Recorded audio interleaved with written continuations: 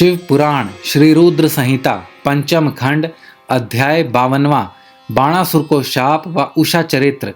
सनत कुमार जी बोले, महामुने, एक समय दैत्यराज बाणासुर ने त्रिलोकीनाथ भगवान शिव को तांडव नृत्य द्वारा प्रसन्न किया। उसकी भक्ति भावना से शिवजी बहुत संतुष्ट हुए थे। तब उसने हाथ जोड़कर शिवजी की स्तुति करनी आरंभ की। वह बोला, हे महेश्वर, आपके आशीर्वाद से ही मैं इतना बलवान हुआ हूँ। आपने मुझे 1000 भुजाएं दी हैं, परंतु भगवान, मैं इनका क्या करूं? इन भुजाओं का प्रयोग तो सिर्फ मैं युद्ध में कर सकता हूं। बिना युद्ध के इनका मैं क्या करूं? युद्ध किए बिना मेरे हाथ में सिर्फ खुजली होती रहती है, और जब मैं अपनी इस खुजली को मिटाने के लिए बड़े बड़े योद्धाओं और दिग्गजों से युद्ध करने के लिए उनके पास जाता हूं, तो वे मारे डर के भाग जाते हैं।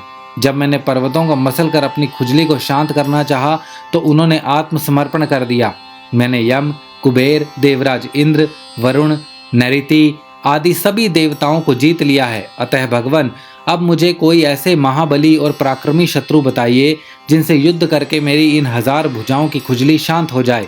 दैत्यराज बाणासुर के ऐसे अहंकार भरे वचनों को सुनकर भगवान शिव अत्यंत क्रोधित हुए और बोले, ओ अहंकारी दैत्य, तू बड़ा ही मूर्ख और अभिमानी है।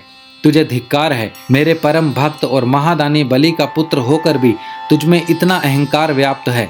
अहंकार और अभिमान मनुष्य का सबसे बड़ा शत्रु है और उसे सदा ही पतन की ओर ले जाता है। तुझे भी अब अहंकार और अभिमान ने घेर लिया है, इसीलिए अब तेरा पतन भी निश्चित है। अब तुझे कोई भी नहीं बचा सकता।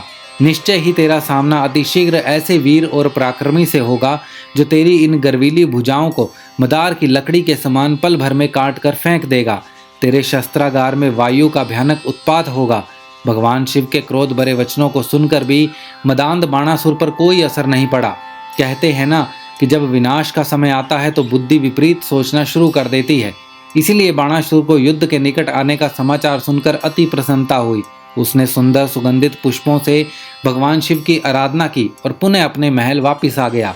तत्पश्चात बाणासुर प्रसन्न मन से उस युद्ध की प्रतीक्षा करने लगा और मन में यही सोचने लगा कि भला मुझसे ज्यादा वीर पारंगत योद्धा और कौन हो सकता है जो मेरे सामने टिक सके और मेरी बलशाली भुजाओं को लकड़ी के समान काटकर फेंक सके। बाणासुर अपनी इन्हीं बातों में उलझा रहता था। दूसरी ओर बाणासुर नामक दैत्य की एक अति सुंदर और गुणवान कन्या थी जिसका नाम उषा था। उषा भगवान श्री हरि विष्णु की परम भक्त थी। एक दिन उषा विशाख मास में श्रृंगार से सुसज्जित हो रात्रि को विष्णु भगवान की पूजा अर्चना करने के पश्चात अपने कक्ष में विश्राम कर रही थी। तब उसे देवी पार्वती की शक्ति के फलस्वरूप सपने में भगवान श्री कृष्ण के पौत्र अनिरुद्ध के दर्शन हुए। तब दिव्य माया के वशीभूत उषा को अनिरुद्ध को देखकर बड़ी प्रसन्नता हुई और मन में ही वह उन्हें हृदय दे बैठी। जब सुबह वह जागी तो उसे उसी सुदर्शन युवक का स्मरण हो आया और वह उसके ध्यान में ही खो गई।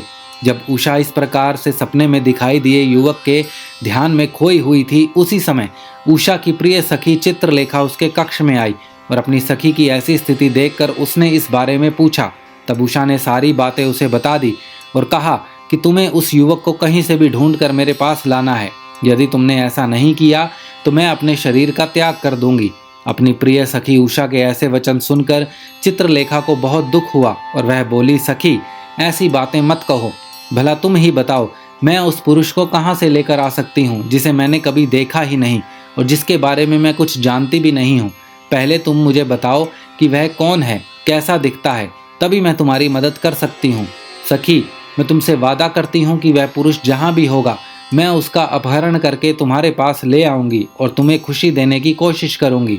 अपनी सहेली चित्रलेखा की बातें सुनकर उषा को बहुत संतोष हुआ।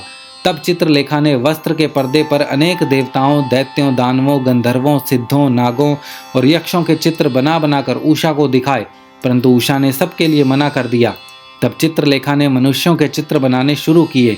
उसने शूर, वासुदेव, राम, कृष्ण और अनेक पुरुषों के चित्र बना दिए, परंतु उषा ने हाँ नहीं कही। तब चित्रलेखा ने नरश्रेष्ठ प्रद्युम्न नंदन अनिरुद्ध का चित्र उकेरा, जिसे देखकर उषा का सिर लज्जा से अवर्त हो गया और उसके चेहरे पर लाली छा गई। वह खुशी से झूम उठी। उषा बोली, हे प्रिय चित्रलेखा, रात को जिसने मेरे स्वप्न में आकर मेरा मन चुराया है वह यही है। मुझे इनसे मिलना है। तुम इन्हें अतिशीघ्र मेरे पास ले आओ, वरना मुझे चैन नहीं आएगा। अपनी प्रिय सखी उषा के अनुरोध पर चित्रलेखा ज्येष्ठ कृष्ण चतुर्थी की रात को द्वारका नगरी गई और वहां राजमहल से अनिरुद्ध को ले आई। अनिरुद्ध को सामने पाकर उषा हर्ष से फूली न समाई और तुरंत उनके गले से लग गई। जब इस प्रकार देवी उषा ने अपने प्रियतम अनिरुद्ध को साक्षात अपने सामने पाया तो वह खुशी से झूम उठी और उनके गले से लग गई। तब उनके कक्ष के बाहर तैनात द्वारपालों ने अंदर झांका और उषा अनिरुद्ध को इस प्रकार देखकर उन्होंने इसकी शिकायत दैत्यराज बाणासुर से की। द्वारपाल बोले, महाराज, आपकी कन्या के अंतःपुर में एक पुरुष घुस आया है और वह आपकी कन्या से प्रेम अलाप कर रहा है। महाराज, आप वहां चलिए और देखिए कि वह कौन है। आपकी आज्ञा होने पर ही हम सब मिलकर उसे उसकी धृष्टता का दंड देंगे। इस प्रकार द्वारपालों से अपनी कन्या के विषय में सुनकर दैत्यराज बाणासुर को बहुत क्रोध आया और उसे आश्चर्य भी हुआ। वह तत्काल उनके साथ चलने को तैयार हो गया। श्री रुद्र संहिता पंचम खंड अध्याय 52वां समाप्त।